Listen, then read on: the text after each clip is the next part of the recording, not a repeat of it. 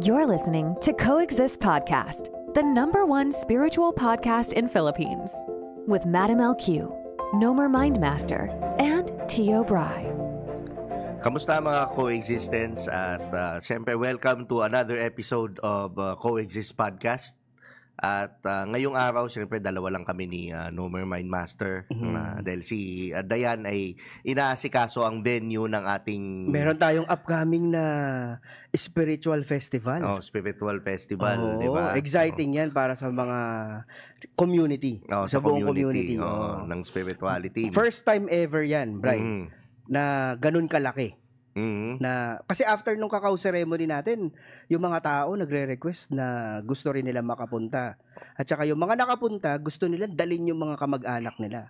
Okay. So ito yung mangyayari. Yung nakapunta nun, ilan? Nag-100 ba tayo? 200. 200. Pero wow. kailangan nating putulin yung 200 natin kasi kulang yung na-prepare natin na cup. So 3 days before the event, hindi na tayo nagtatanggap.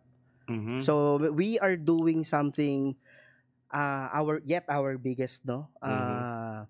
Ang target natin 1,000. 1,000 ngayon, no? Oo. At saka maraming mangyayari. Actually, ano pa yun Conservatively. Conservative pa yun. Yung 1,000 na nakikita ko dyan. Kasi sa sobrang dami ng spiritual ngayon, kumbaga, surprisingly, ang dami nga nung nag-umattend nung cacao, hindi natin in-expect na wow, ganito kadami yung interesado dito. Kaya si Dayan wala ngayon dahil siya ang punong abala dun sa event. Pero, kahit naman wala si Dayan ngayon, i-deliver pa din natin yung mga gusto nilang over-delivery nga tayo ngayon. Over-delivery. Kasi kita mo naman yung studio natin ngayon. Kita mo naman yung studio. So, shoutout nga pala sa Triton Studios kung saan kami ngayon nagsushoot. Diba? Napakaganda ng podcast. Shoutout din sa Triton Entertainment. Siyempre, bagong bahay ni Tio Bry yun. Triton Entertainment. At coexist na din, malamang. Mukhang nakakaluwag-luwag ka na ngayon, Tio Bry, Diba? Aalis ka pa ba dito? Di ba? Kung ganito kaganda yung setup. Maganda na energy Siyempre, Direct BJ at Direct Erwin. Yes, sir. Dito sa Triton. Yan. Siyempre kay Madam Gigi Delana din. Of course. So, ngayon, simula tayo sa energy update. Energy update muna tayo. Ang pinakamalaking nangyari ngayon, Bry. Actually, coincidentally, yung energy update na to nangyari ng anniversary ng spirituality ng community natin. January 11. No? So, nung January 11, yung North Node lumipat from Aries to Pisces. Okay. So, in English? In English, mas lalong dadami yung magiging into spirituality. Kasi, ang Pisces actually, yung Pisces yung pinaka-psychic or yun yung pinaka-spiritual amongst the 12 zodiacs. Okay. Pero runner-up yung Sagittarius and Scorpio. Kaya pala yun yung sign ng Christianity, is that? Yes. Vesica Pisces. So, mas marami pang magigising. So, talagang binubugbog tayo ng universe ng mga transits na may kinalaman sa spirituality. Which is, hindi na rin tayo nasusurprise kasi nasa age of Aquarius na nga tayo. Kumbaga, nasa turn of an age tayo. So, anong pwede ma-expect dito sa 1.5 years na transit na to? Ayun nga, other than marami magigising, marami pang lalo magkakaroon ng spiritual awakening. Madaming mga heartbroken. Dahil kasi nga, para it's one way of... Yes. Awakening and at the same time opening of the mind. Madami magtatanong, ito na lang ba purpose ko? Ito na lang ba ang ano ko? Who am I? Lagi na lang ba akong ginagamit? Lagi na lang akong sinasaktan? Why do bad things happen to good people? Mabait naman ako. Bakit nangyayari sa akin to? Yun. Pero hindi na alam, ginigising na sila nun yung kaluluwa nila. Yes, because our heart needs to be broken. Sometimes, over and over, para lang magising tayo. Kasi yung heart nga natin parang rib cage, 'di ba? Nakakulong siya sa rib cage. Nakakulong siya sa parang kulungan. Okay. So it needs to be broken para magising yung diwa mo. Yung spiritual, yung diwa, tama, yung diwa. Oo. So, other than the spirituality side of the 1.5 year transition of the North Node, it is also inviting us to manifest na mas mataas, na mas malaki. Kasi ang Pisces may pagka-delusional So, kumbaga during this time, kung nagmamanifest kayo, taasan nyo na yung pangarap nyo. Kasi kumbaga, kung alam mo na rin lang naman that you cannot fail at gawin mo ng 1 billion yung 1 million mo. 'Di ba? I mean, your sky is the langit. The sky is the langit. Oo. So, yun yung isang pinaka-major na transit. Ano pa bang naalala mo? Yung Venus tumabi sa Saturn. Netong mga nakaraan. So, marami ngayon yung tipong kung break. Maraming nangyayaring ganyan ngayon. Nagtabi kasi, nag-conjunct yung Venus at saka yung Saturn. So, mga 2 weeks ago yan. Maraming break. Ayawan na. So, kung kayo pa rin ang jowa mo, okay yan. Pero kung pinag-iwalay kayo, tapos pinipilit mo ibalik, wag na. Karmic. Bayad din. Bayad.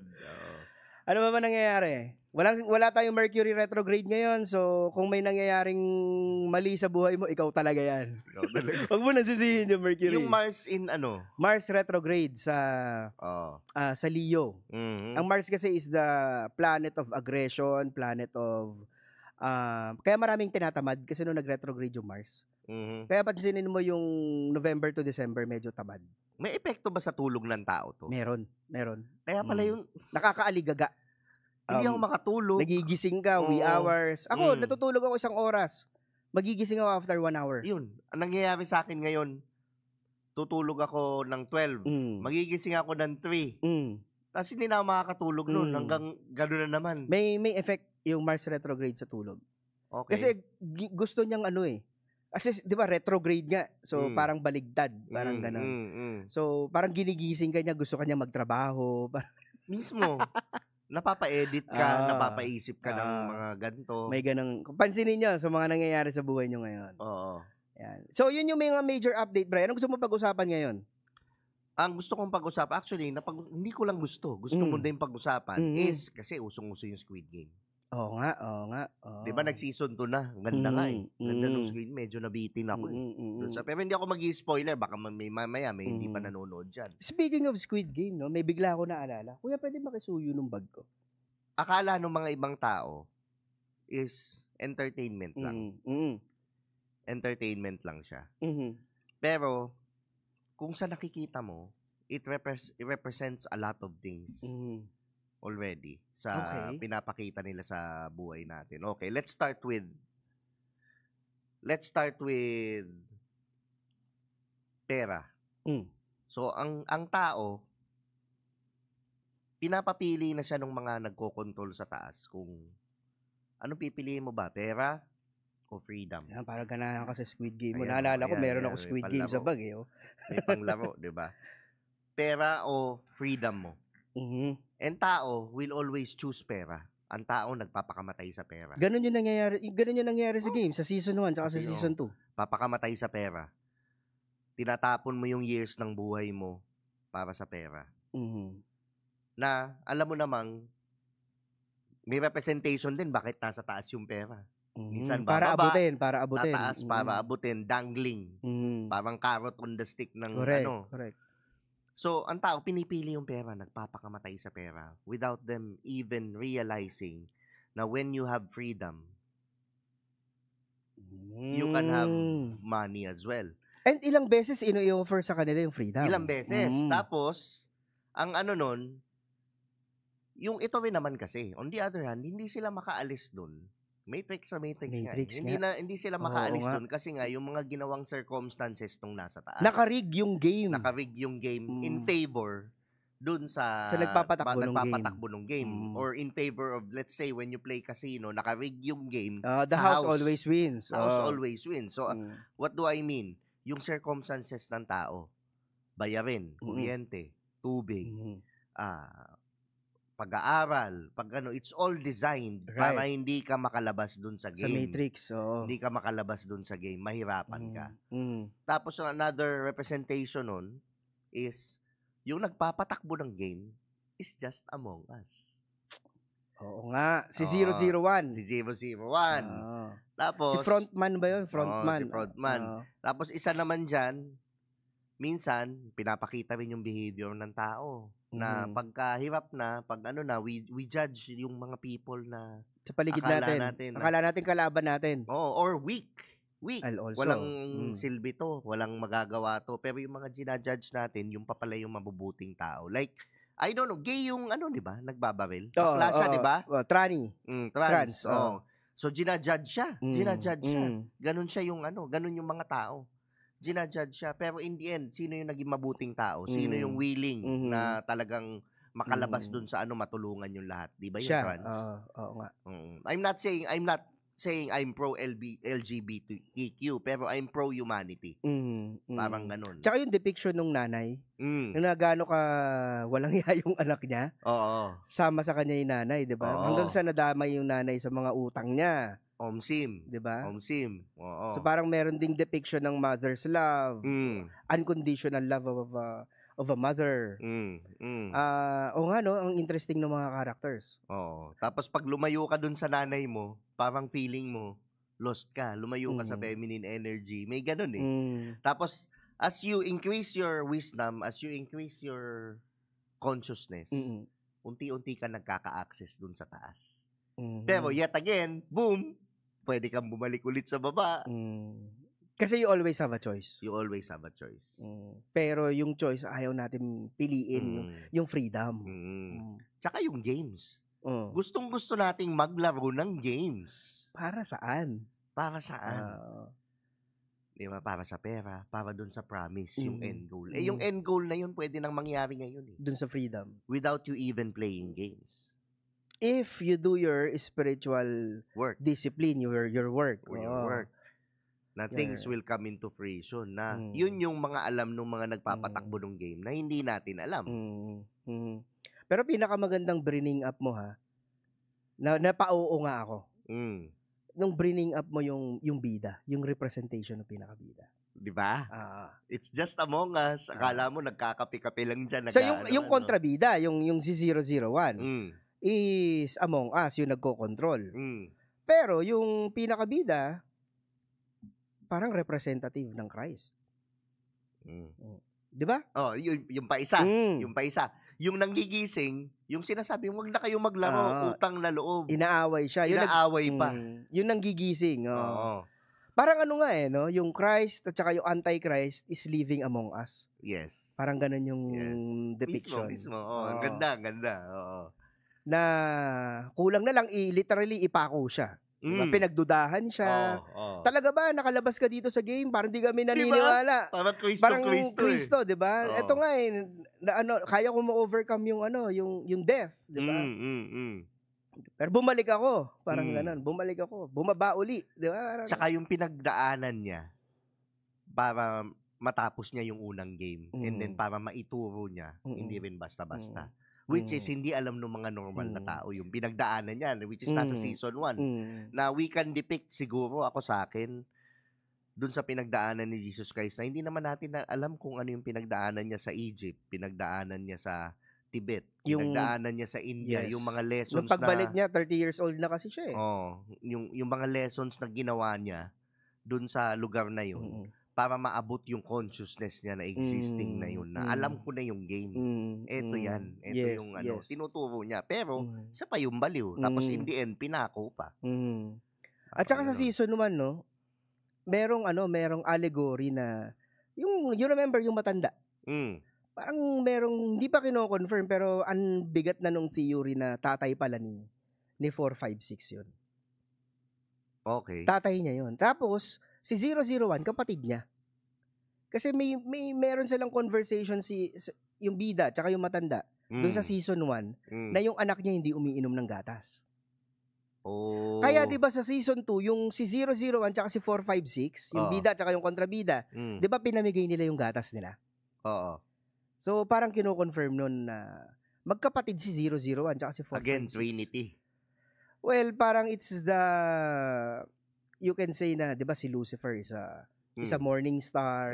Si Jesus Christ tinawag niya rin yung sarili niya na morning star. Parang ganon. They're not on the same level pero pareho silang But I and the Father are one. Yes. Parang may ganong meaning. Okay.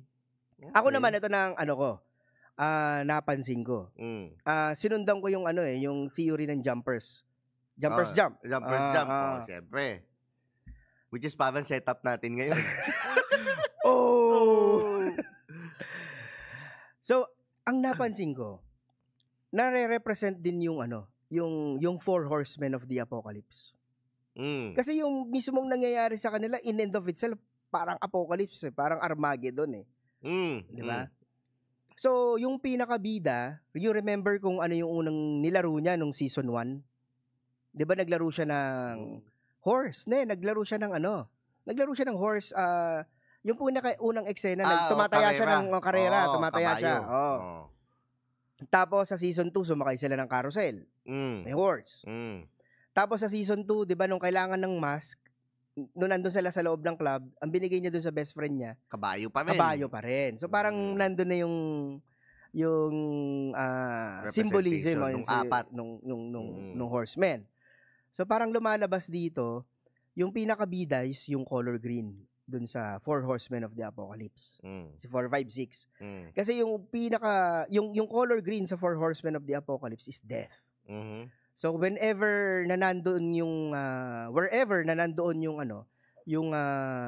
yung green na horse, sabi sa Revelations, death follows.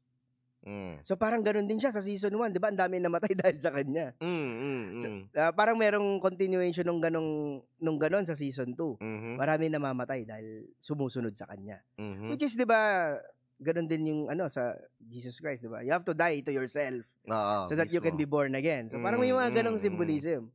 But following the symbolism of the Four Horsemen of the Apocalypse, the Revelations, yung color black naman, very very obvious. Siya yung color black yung suot niya, 'di ba? Si frontman, color black. Which is also the color of isa dun sa Horsemen of the Apocalypse. And then yung white, yung police. Kasi 'di ba palagi siya naka-white. So, yung kulay red is yung gera, which is yung kulay pula. Si ano naman yon, si 11. 'Di ba? 'Di ba? She's among the soldiers. So parang yun yung napansin ko naman doon. The Four Horsemen of Apocalypse. Okay. So anong sa tingin mong takeaway mo doon? Ikaw muna, doon sa game. Hindi pa kasi tapos yung storya. So naputol yung season 2 eh, 'di ba? Kasi meron pang ang alam ko ang season 3 tatapusin yung 'di ba, yung nangyayari. And then merong season 4. Which is ang tawag 1987. Yung unang Squid Game. Talagang pinepera nila ng todo, maraming allegories around it. You can look at it. But truthfully, sa lahat naman ng movies 'di ba, parang may hero's journey. So this one it also followed yung hero's journey. Na magi-start yung hero as a fool, mamimit yung master, magmi-mission, and then the proverbial slaying of the dragon. They followed yung yung ganung. Saka iba yung itsura nung bida ngayon sa itsura niya no season 1. Season 1 wala lang siya. Maaliwalas. Syempre may billion siya eh. Oo. 'Di ba nanalo siyang billion? Pero yung ngayon parang naging Andrew Tate na naging alpha. Nagmo-mobilize na siya ng mga tao niya. Ako ang pinakamalaking takeaway is the allegory of yung Christ among us. Na lahat tayo merong potential na maging katulad ni 456. Lahat tayo merong potential na makalabas sa game. Yes. Provided na maniwala ka dun sa nagturo ng game. 'Di ba? Kasi siya naman yung greatest teacher 'di ba? If you believe dun sa greatest teacher, you are able to the proverbial slaying of the dragon or the proverbial makalabas dun sa Matrix. Para sa akin yun yung pinakamalaking takeaway. Sa akin din yun. Ako naman, wag mong Diyosin ng pera kasi yung pera is just a dangling carrot. Ang i-chase mo is yung healing, i-chase mo yung pag-ayos ng sarili mo. I-chase mo yung follow your passion, follow the next exciting thing that you want to do. Yeah, maganda yung pinoint out mo yung follow the next exciting thing. Yes, follow the excitement. Para sa akin kasi, yung dreams natin are not actually just dreams. For me, yung dreams natin, yan yung memory ng future self natin. Mismo. No? Mismo. Parang memory siya ng future self natin na ibinababa sa atin na nandito sa present para sundan natin yung breadcrumbs. So meaning to say, the fact na nai-imagine mo siya, yung mga pinapangarap mo, it already exists somewhere in another timeline. Na wala nga talaga kasing future. So you just have to align with it. Yun sinasabi mo, yung aligned action. Yun nga. Na when you have peace, and you're just following the excitement, just like a child. Childlike. Childlike na ugali. Every day is an diba? adventure. Uy, ano kaya to? Parang tayo. Jackstone kang ganyan. Wala naman tayong plan o mismo. Childlike yun Childlike. Yung Squid Games Pero kaya mong gawin yun sa labas na hindi mo sinasaalang-alang yung buhay mo. Yes. Diba? Parang tayo, wala naman tayong schedule Kung baka may schedule, magsushoot tayo ngayong araw na to, Pero yung mga the next, yung mga botas, okay, anong gagawin natin dyan? Okay, mag-e-edit ako. Kung ano yung gusto mong gawin, doon sa araw mo, hindi yung kailangan mong gawin. Ano yung gusto kong gawin ngayong araw na to? If you want to rest, then by all means, rest. Honor it. Or if you want to, may mga kailangan kang and then you follow the next exciting opportunity. Ang nangyayari kasi ngayon sa society natin is that we chase happiness, no? Parang ang end all be all, kailangan maging masaya. Hindi, maging mayaman. Maging masaya. Wala namang mali maging mayaman. Tama yun. Pero yung paraan mali. Parang nagiging yun ang end all be all. Ang nakakalimutan nila, yung peace muna dapat. Yun. Kasi when you have peace, sabi nga, ang peace, in terms of energy, ang peace parang inertia. Ano ba ang inertia? Energy at rest. So peace is happiness at rest. Kapag may peace ka, and everything and anything is possible. Mismo. Kapag may peace ka, lahat ng gagawin mo masaya. Mismo. 'Di ba? Byproduct lang yung pagiging masaya. You don't have to chase peace. It's not outside of yourself. It's a byproduct of having peace. Kasi sa akin, halimbawa, may pera ka. Excuse me. May pera ka. Hindi lang pera Meron kang iba-ibang aspeto ng buhay. Pera, health, relationships, family. Yep. Okay. Dapat lahat yan okay. Pwedeng lahat balanse yan okay. Hindi pwedeng may nagko-compensate. Oo. Isa lang ang bumigay dyan. Wala ka na sa balance. Wala ka. You have nothing. Hindi, you have nothing. When you have only money, you have nothing. And you will already think that you're a failure. Yeah. You have nothing. Ang dami kong kilalang may pera. Pero alam mo naman, nakikita mo yung relationship sa asawa. Sira. Yung anak niya galit sa kanya. Meron siyang health, meron siyang pera. Kulang din. Right. May pera ka, may pamilya ka, wala ka namang health. Wala din. Hindi mo rin ba pakinabangan? Yun, di ba? May health ka, may pamilya ka, wala ka namang pera. And hindi to pagiging pessimistic na hinahanap natin kung ano yung kulang sa atin. Hindi to yung pagiging pessimistic na sinasabi natin. Hindi. Balansehin mo yun. Ayusin mo. Pero hindi mo maaayos lahat yun kung hindi ka maayos. Mismo. Ikaw muna. Kasi naturally lahat yan aayos pag maayos ka Pag diba? Ikaw muna yung inuna mo. Inuna mo yung sarili mo, inayos mo yung sarili mo, and then yung mga tao sa paligid mo, hindi mo sila naayos, hindi mo sila nabibigyan ng trauma. Hindi mo na and then all of a sudden, nagugulat ka na lang, nakalabas ka na ng game. Exactly. Fill yourself up so that you can give from your overflow. Diba? Ang ginagawa kasi natin, bigay tayo ng bigay. Tapos nagre-reklamo tayo, naubusan na ako you cannot give from an empty cup. Diba? So, realize that you are the source. Yes. So, the moment you realize that you are the source, walang masasabing may nagkukulang. Hindi ka na makukulangan. Tama. When you realize that, your potential, your Christ within, your God within, hindi yan magkukulang lahat. Madaling balansehin yan. Yun. So, sino mga pasasalamatan mo? Ikaw muna. Siyempre ako, gusto kong pasalamatan itong studios natin. Triton Studios, Triton Entertainment, di ba? Direct DJ Kaber, Direct Erwin Laksa, yan, thank you. Gusto ko rin magpasalamat sa Decepticon, siyempre, umayos ng kotse ko. Kuya Erwin. Thank you. Sa akin, di ka magpapasalamat? Magpapasalamat din ako kasi pinakilala mo si Kuya Erwin. Shoutout kay Kuya Erwin. Shoutout kay Kuya Erwin. Spirituality, syempre. Don't forget yung pinaplano namin event. May 25 yan. Wow, may date na. May date na tayo. Okay. Pwede nating sabihin na yung meron diyang may sound healing diyan. Merong reading, may ecstatic dance, first time. Cacao ceremony. May cacao ceremony, may I'm also thinking na may magtuturo ng breathwork. Yes, na very competent. And wag muna natin sabihin yung pinakadulo. Wag muna sa yung main event. Yung main event. Tatlo yung main event na ito. Okay. Masaya yan. So, kami ni na DJ Lunyo ang gumagawa. Directed by DJ Lunyo. Yan. Director na, DJ pa. Idol niya yata DJ pa. Sumasayaw pa. Sabi ko nga sa kanya, balak mo yata maging John Prats eh. Oo.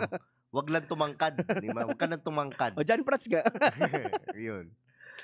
Ayan. So, yun. Wala other than that, spirituality, yung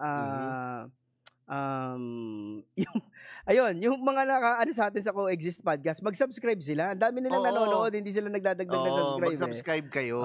Tapos yung namin, yung Spotify namin, i-follow nyo, tapos makakatulong din kung i-rate nyo yung podcast namin sa Spotify. At the same time, mag-comment din. Yeah. And that's all there is to it. We greet you and bid adieu with the love and light of the one infinite creator. Peace. Also, please feel free to rate, subscribe, and leave a review wherever you listen to your podcasts. That helps others find the show, and we greatly appreciate it. Once again, we thank you for joining us on the Coexist Podcast. We'll catch you in the next episode. And until then, love and light.